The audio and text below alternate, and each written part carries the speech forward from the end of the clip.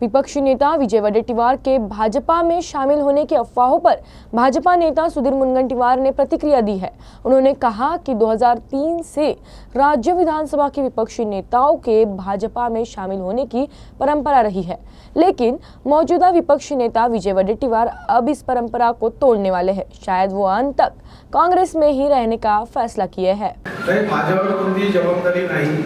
असं झालं आहे 2030च्या नंतर महाराष्ट्राच्या विधानसभेतल्या विरोधी पक्षाच्या खुर्चीला एक शाप झाला।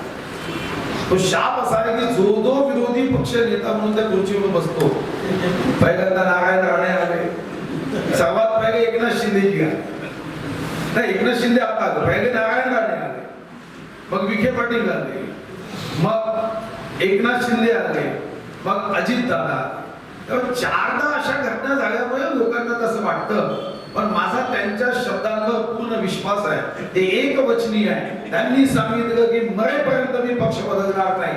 माझ्या दृष्टीने ते एकवचनी नेतृत्व आहे। तसं माझं निर्धार नेतृत्व म्हणून ते कौतुक करतात। ते एकवचनी नेतृत्व ते काही पक्षात येणार नाही।